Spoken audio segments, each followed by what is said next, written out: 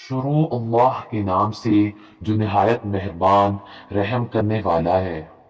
آپ محبت کا ہاتھ کسی جانور کے لیے بڑھا دیں تو وہ آپ کو مایوس نہیں کرے گا۔ یہ صرف اشرف المخلوقات ہی ہے کہ وہ کسی کے دل سے دی ہوئی محبت کو بھی مٹی میں ملا دیتا ہے۔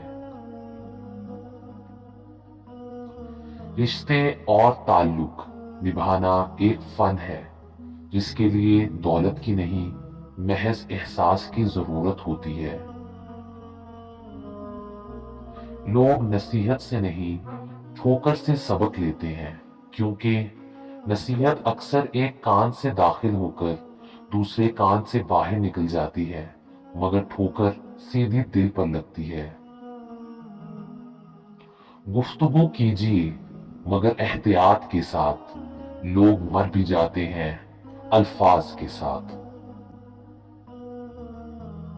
زندگی آسان نہیں ہوتی، اسے آسان بنایا جاتا ہے، کچھ صبر کر کے، کچھ برداشت کر کے اور بہت کچھ نظر انداز کر کے۔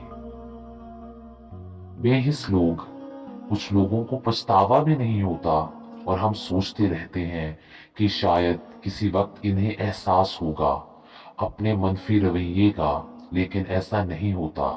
یہ پچھتاوے بھی ظرف والوں کے لیے ہوتے ہیں، بے حس لوگوں کے پاس صرف اپنا آپ ہوتا ہے۔ بدی کی تلاش ہو تو اپنے اندر جھانکو، اور اگر نیکی کی ہو تو دوسروں میں ڈھونڈو۔ پیٹ میں گیا زہر ایک انسان کی جان لے لیتا ہے، جبکہ کان میں گیا زہر کئی رشتوں کی جان لیتا ہے۔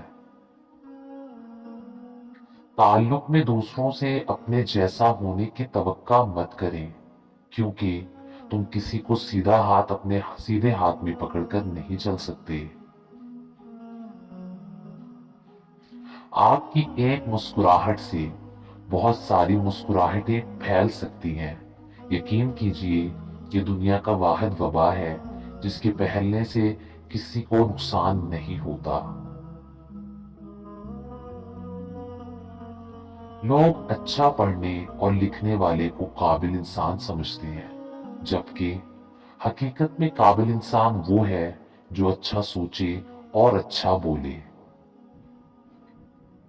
اچھے اور سلجھے ہوئے لوگوں کی سنگت میں رہا کریں، کیونکہ سونار کا کچرا بھی بادام سے مہنگا ہوتا ہے۔